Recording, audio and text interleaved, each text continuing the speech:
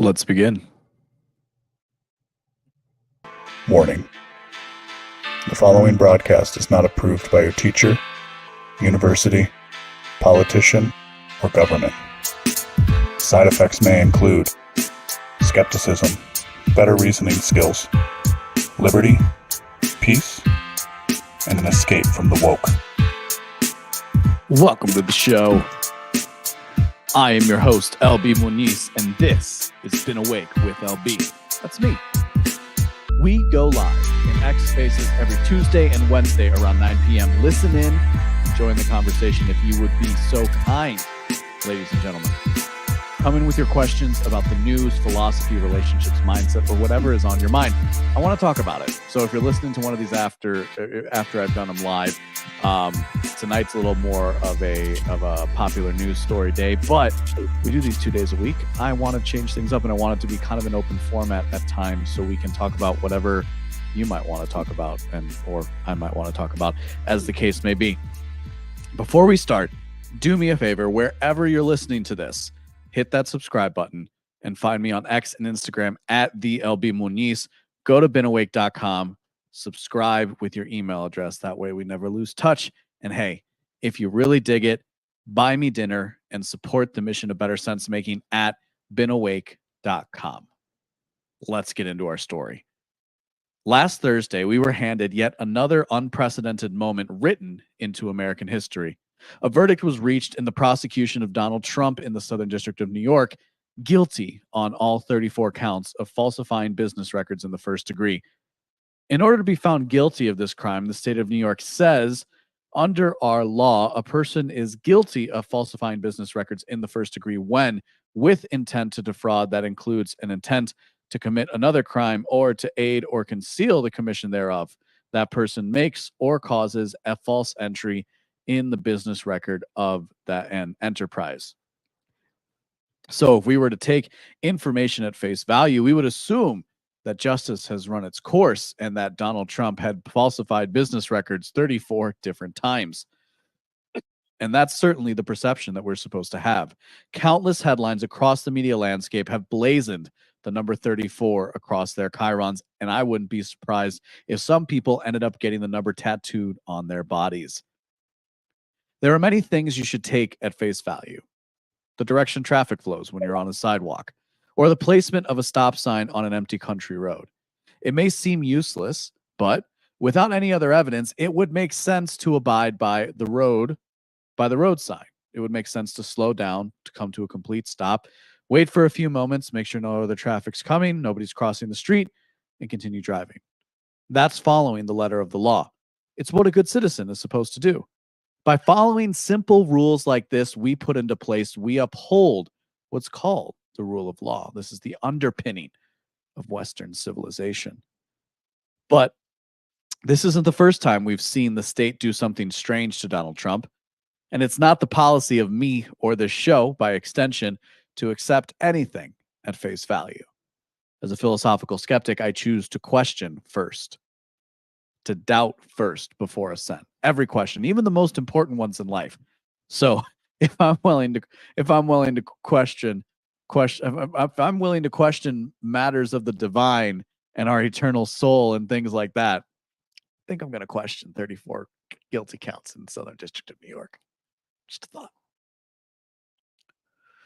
When Donald Trump was elected, we were told by his opponent, Hillary Clinton, that it was not legitimate, that the election, in fact, had been stolen from her. In fact, it was so illegitimate. It was stolen, and stolen not by Donald Trump or by the dastardly Republicans, but by none other than Vladimir Putin in Russia. His evil forces had tilted and subverted the scales of American democracy to help Trump win. Of course, it wasn't just Hillary Clinton saying this. She had a document supporting her claims, the Steele dossier. That, amongst other things, alleged that Trump had spent the night with women of ill repute in a Moscow hotel bedroom, engaging in a particularly unsanitary practice. The Russia narrative persisted. It persisted so long, it lasted most of Trump's presidency. All for naught. While it may be said Russian actors attempted to farm engagement on social media via political memecraft, nothing could be proven and no charges were ever brought against an American citizen. Not for that, at least. They found some other things. While the charges had to deal with while the charges that were just handed down, or the verdict was just handed down, had to deal with falsification of business records.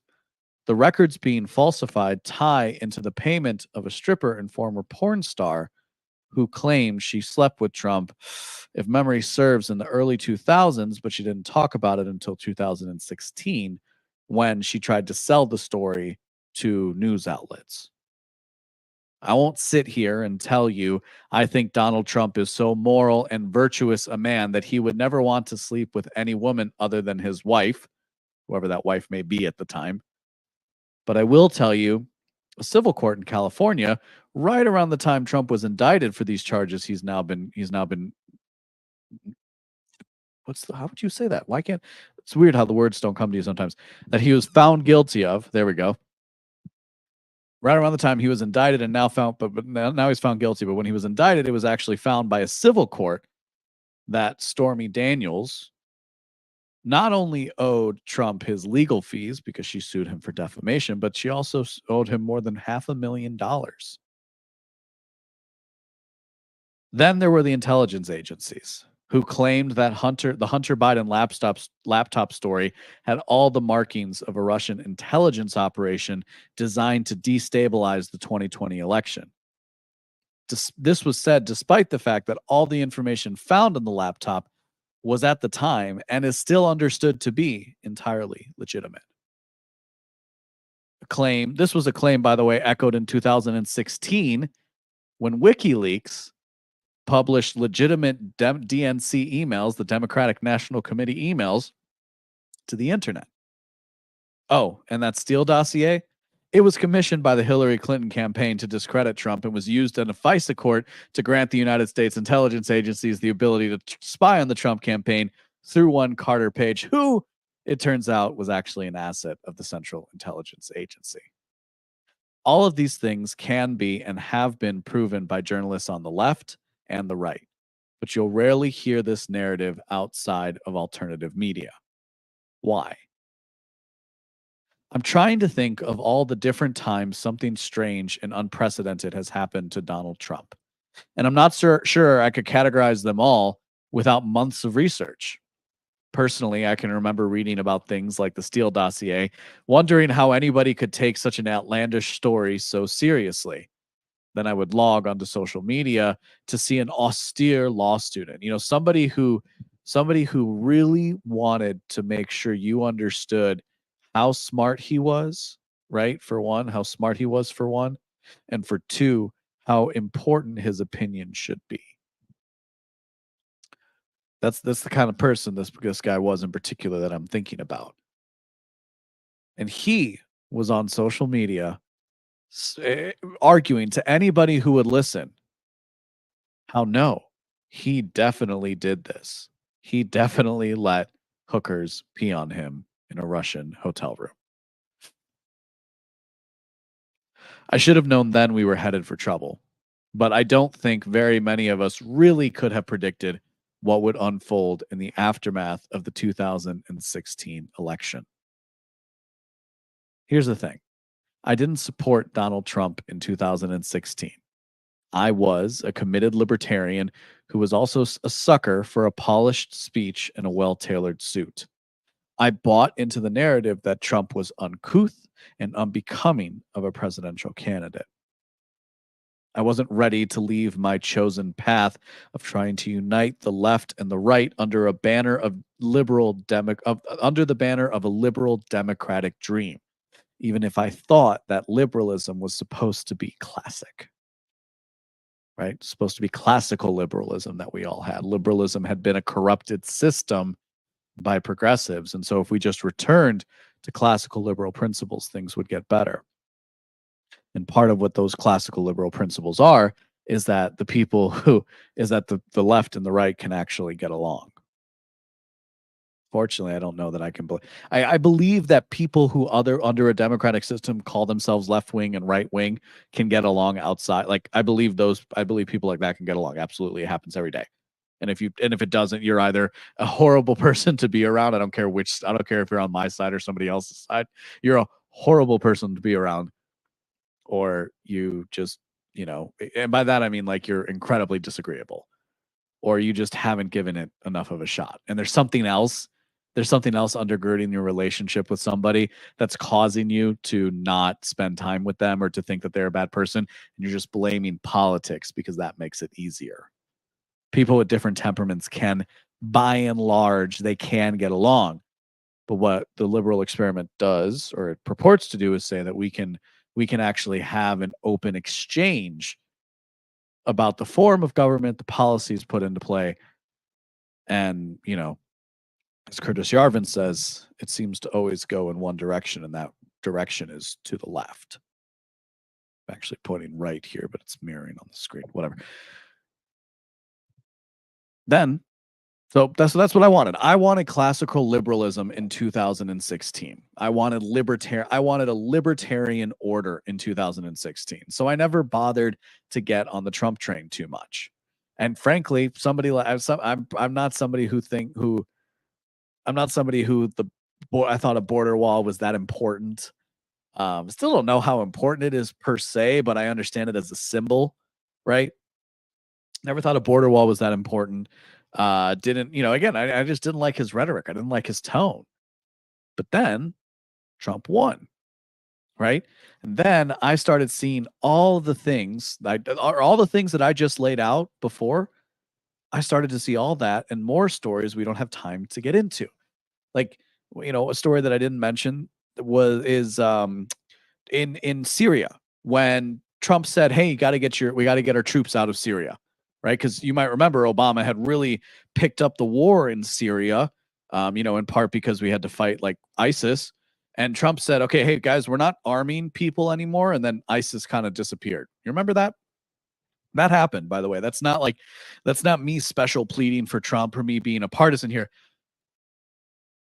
As a direct consequence of us not choosing to arm so-called rebel groups in the Middle East, the largest one of the largest and more organized elements, jihadi elements, let's say, disbanded or were able to be conquered.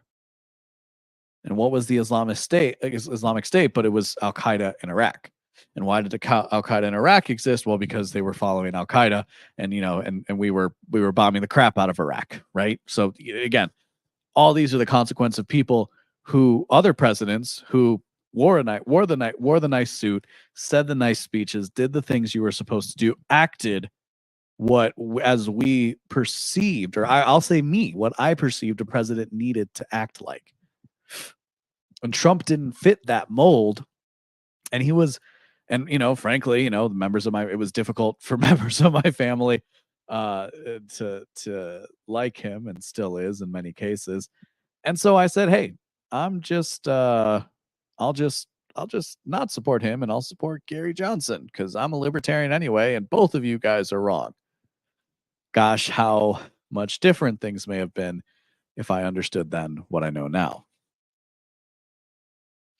And I think that's ultimately one of the big things of Trump, is not so much him as a person, but what he represents and what he shows people and the types of things he laid bare. So then Trump won in 2016. And then I started seeing all these different things like we just talked about. All the things that they said were going to happen didn't happen, right? All of this, all the talk and the propaganda and the problems with it, and how he was going to be crazy, and the economy didn't collapse. In fact, it grew.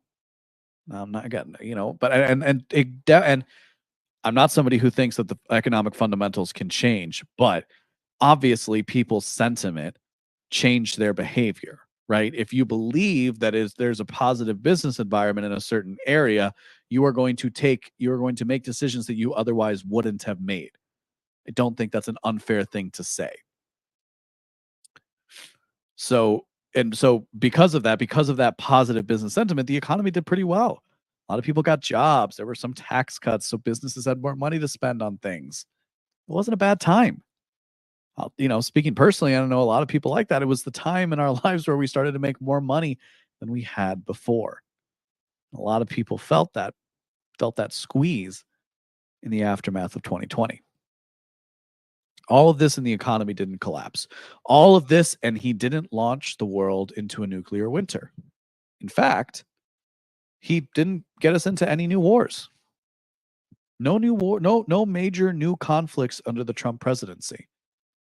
And while he chose the worst people, while he chose some of the worst people for his administration, he was somebody who would say who didn't immediately want to go and bomb other countries, and there were plenty of opportunities for him to do so.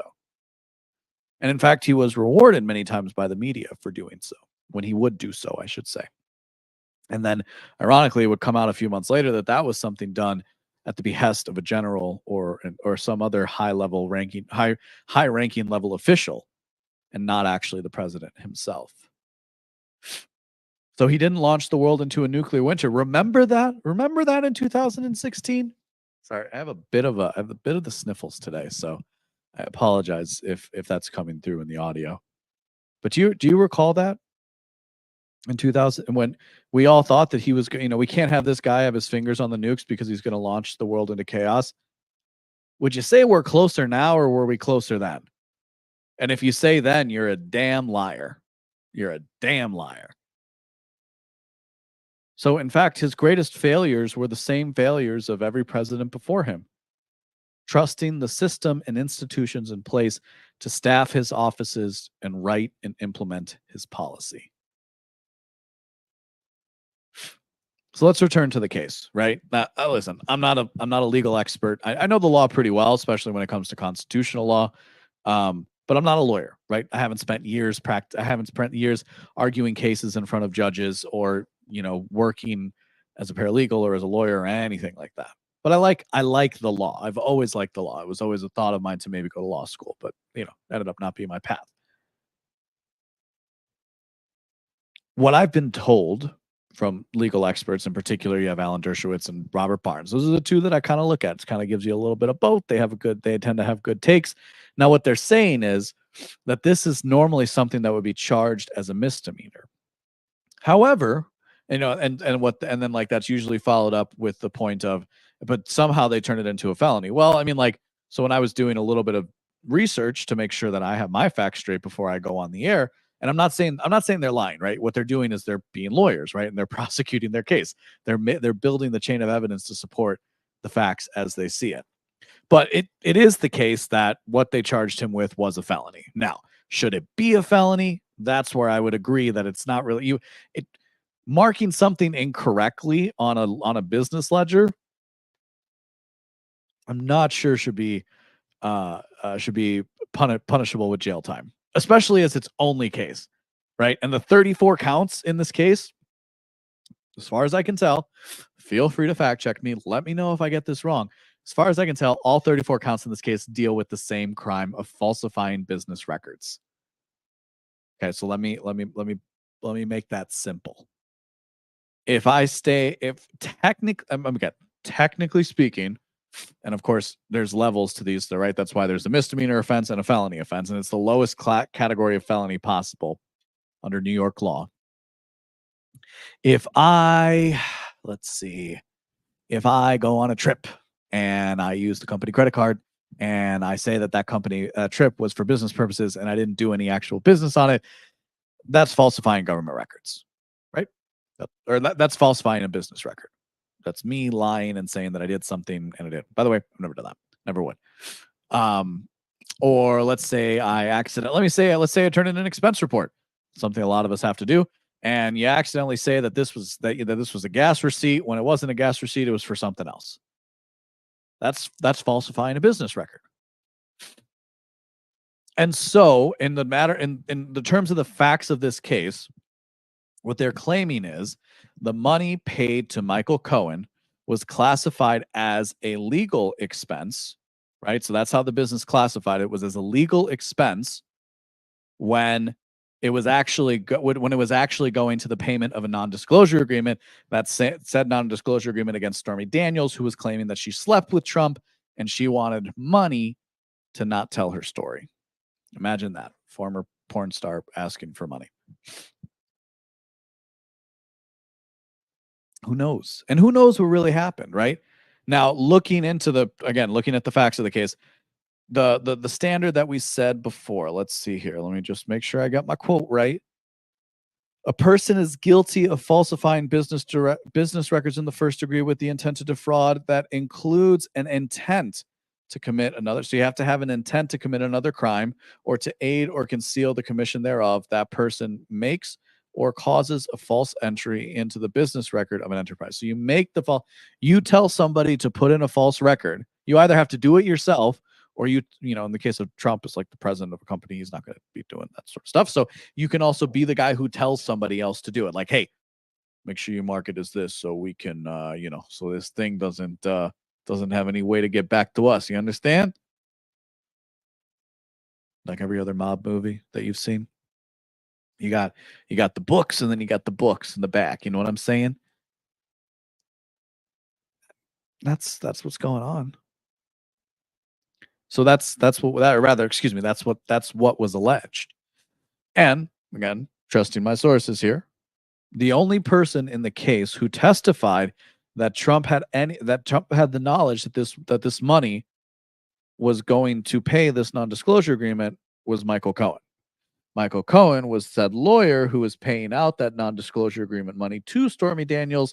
Michael Cohen is also a convicted and admitted perjurer who saved his own skin, and is, insofar as them looking at the Trump campaign and the Trump presidency, he's one of the only people who actually committed a crime, and he was convicted for it. My understanding. Not convicted, came close. Maybe he accepted a plea deal. So that's the guy who testified saying that Trump knew this money was actually going to be going to people and not and not just being paid to Michael Cohen to handle the problems and doing the legal service that Cohen was doing for him all the time. And of course, if you remember, maybe you don't, maybe you do, Cohen was labeled as his fixer, right? So he was the guy. If you needed a problem to go away, you could go to old Mikey and he would take care of you. So again, relying on what many people are saying for the legal analysis here is that there were a lot of anomalies in this case. If it would have been charged, it should have been charged as a misdemeanor. But if they brought it up as a misdemeanor, A, it's a misdemeanor, but B, it would have been past the statute of limitations of 2 years, so they had to elevate it to a felony. And what they said was that the reason why they could elevate it to a felony is that because the business records being falsified were business records that were part of the presidential election. And so that then violated New York campaign laws, which New York has their own campaign laws, but most campaign laws are governed at the federal level, especially when it comes to a federal election like the presidency. And if you've already heard this, you're saying it in your head. If you haven't, I'm going to tell you for the first time. The Federal Election Committee, the FEC, had already decided that Trump had not violated any ethics or laws in the paying out of this money, even if there was this clerical error that occurred. But it wasn't actually a problem because, of course, it's not illegal to pay somebody to shut up. In fact, it's something that everybody does, including members of Congress. Remember a few years ago when it came out that there was like a multi-million-dollar slush fund, like a black fund that Congress could use to pay out when they had sexual impropriety allegations alleged against them? That wasn't Congress out of the good of its heart saying, you know what, guys, we want to be transparent with you. No, that was a reporter actually doing their job. And it came out that this happened multiple times on both sides of the aisle, that staffers and interns, they would get accosted and proffered by one kind of representative or another. And, they would complain about it, and they get a little piece off the top, and they get to take some money, go home, and then they probably have a story to tell for the rest of their life. I know a few people, right, that have stories like that. It's like, oh, Bill Clinton grabbed my boobs, or he grabbed my butt, or he hugged me really close, or, and not just Bill Clinton, but other people. Not for nothing, I've had my butt touched a couple of times. I want to be cool too, I guess. Wasn't by a politician though. Sorry, that was a weird diversion. Whatever. So there are multiple. So getting back to the topic at hand, there are multiple anomalies in this case, yes. And I think for a lot of us who are watching this, even somebody like, I laid out before that I was never really a Trump supporter. If I end up voting in the 2024 election, I'll vote for Trump. It's not really a question at this point. I've given up on the idea of third party politics. I'm not one that pretends that we can fix the system. So I'm just going to go ahead and do the thing that most people are going to do anyway. And because I legitimately don't like Biden. I know, some people will say, including some of my friends, that Trump himself could actually be part of the problem because he'll kind of create a new sense of normalcy, like I was talking about, that positive business sentiment before. He'll kind of be able to bring like this malaise back to the company, and things will kind of seem like they're going back to normal when they're really not. I'm not sure. I also think that could very much happen under Biden, because let's be real, at the end of the day, Biden is not an ideologue. He is a corporate Democrat who isn't interested in overturning the apple cart. He wants to keep things as much as he can in terms of business policy specifically here, but on the cultural front, he's allowing all the crazy people to run rabid, and that, in some respects, I do think that makes Biden a more dangerous choice. And at the end of the day, I'm not a lefty. What other anomalies were in this case? Well, then there were the jury instructions. I have those. I have a quote I can read to you. It was weird. He's like, your verdict on each count you consider whether guilty or not guilty must be unanimous. In order to find the defendant guilty, however, you need not be unanimous on whether the defendant committed that crime personally or by acting in concert with another, or both. A lot of people have brought this up in terms of like weird instructions to the jury. And what's weird about this is you have somebody like Michael Cohen in the course of the trial who says that he committed this crime for Trump. And so by him admitting that he committed this crime for Trump, that then makes Trump guilty, even though he's the one that committed the crime. And he's the one who said that Trump knew that the money was there, but nobody else did. Or he was the one who said that Trump knew that was the money, that's what the money was going for, but nobody else did. And nobody else was asked to corroborate that. Again, perjurer, somebody who's known for lying to save his skin, and let's not blame him for that, shall we?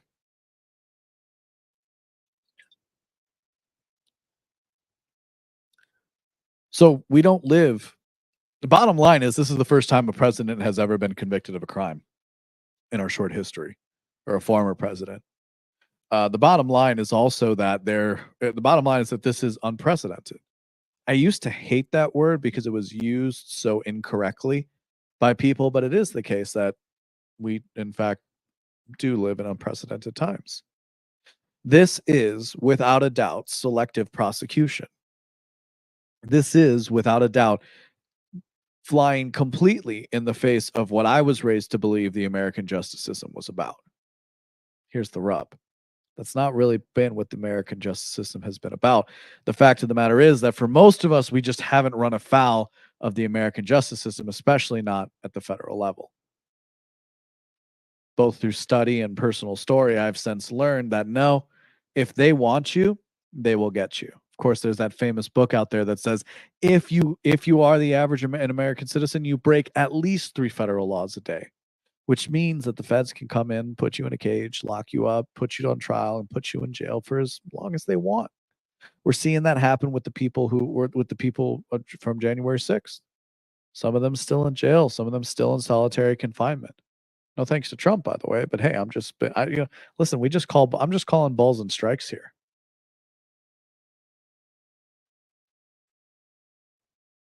We don't live under normal circumstances. Something has changed in the matrix. There's a new subroutine that's running that is making things very weird. This is, without a doubt, selective prosecution. And it's selective prosecution because I think, quite honestly, if we went back and looked at, if we were able to see like God above the books and everything that every former president has ever done, I don't think it's that far off to say we would find similar situations like this. Does that mean they're all guilty of that crime? And if so, why aren't they going to be prosecuted as well? When you start to answer these kinds of questions is when you start to understand what's going on in front of us. You don't live, to quote my friend Jason from the 2-Bit podcast, you don't live in a civilization anymore. It's crumbled. Who cares when? Who cares how? It's crumbled. We don't live on the rule of law is a myth, but a myth is an important story we tell ourselves that has cultural significance. So it matters that the rule of law, by and large, was held up in this country, and more importantly, that people believed in it. And what we're seeing time and time again throughout the course of the Trump presidency is as they try to take him out, more and more of the people who are upholding that mythos of this country as being the shining city on the hill, as a being a beacon of liberty for the world, as a being an uncorrupt utopia compared to the hellscapes that exist elsewhere. We're seeing them realize that that's not the country that they live in. And I can understand if you're listening to this and you are not millennial, if you are over 50, maybe even over 60, if you're part of the baby boomer, sorry for the yawn. If you're part of the baby boomer generation, if you're part of the older Gen Xers, maybe even the greatest, I don't know how many of those are left.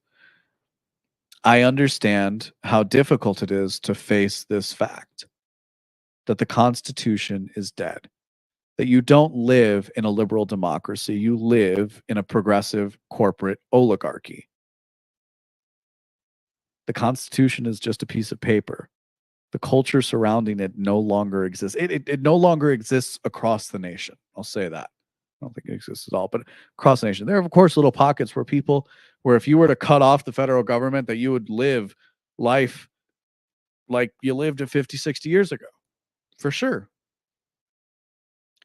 It's also still a pretty good country and a pretty great place to live. Like, I'm not planning to move anytime soon. But we don't live in the 1960s America, or the 1920s America, or even the 1990s America. And more importantly, we can't go back. Now, a lot of people in the aftermath of the Trump conviction have been, oh my gosh, what's going to happen? Or listen, if you're not one of the, this isn't a big show. I'd love it to be big, but it's not a big show. So, by the way, share it with your friends so it is a big show, and then we can actually have an impact. Because the fact of the matter is unless you're a high-profile media personality, unless you're already in place as a prosecutor in one area or another, unless you're already being elected, there's only a few choices for you. You can choose to get involved, right? You can choose to run for some kind of an office. You can choose to become a DA or a state's attorney, whatever that's called in where you're from. And you can choose to engage in lawfare. That's what Dershowitz thinks is going to happen, that there's going to be lawfare across the country. I'm not so sure that's the right tact, but I'm also in no position to stop anybody from doing that and seeing what happens. That's what Dershowitz thinks is going to happen. There's going to be lawfare. Now, there's also a case in front of the Supreme Court that might be getting decided soon. Just so you know, in case you don't know, the Supreme Court actually releases their decisions, generally speaking, in June. So the Supreme Court could be releasing a decision that has to deal with presidential immunity that could vacate this judgment. Now, even if the judgment is vacated, of course, we understand that the media can still play that up all day, every day, that Trump was convicted on 34 counts. Yes, it was set aside by the Supreme Court, but we have a right-wing Supreme Court, and that's why we need to pack the courts. So we know that so that could happen. It could just get vacated. More than likely, what's going to happen is it's going to be appealed, and it'll keep getting appealed until there's some sort of constitutional issue that the Supreme Court can pick up. I don't know how else this goes. And for what most people say is that Trump isn't going to be serving jail time. There'll be some kind of a bail. There might be some kind of special thing put on him. Maybe he's going to have to wear an ankle bracelet or something crazy like that. And I'm not somebody who makes predictions, nor am I somebody who tends to endorse candidates, but it seems pretty likely that he still stands a good chance of winning. Of course, his fundraising went through the roof after this conviction came through, so I guess there really is no such thing as bad press. And listen, if you want to throw the guy $5-10, if it's not that much to you, I suppose that's not a problem. Again, I don't make it a policy to contribute to political campaigns. But that's me. Maybe you're different. It's interesting times, and I'm very thankful that you guys are here taking the ride with me, listening to the mission of better sense making. Do me a favor, everybody. If you could be so kind, go follow me on X at the LB Muniz and beenawake.com. Subscribe with your email address. Thank you so much. We'll see you next time.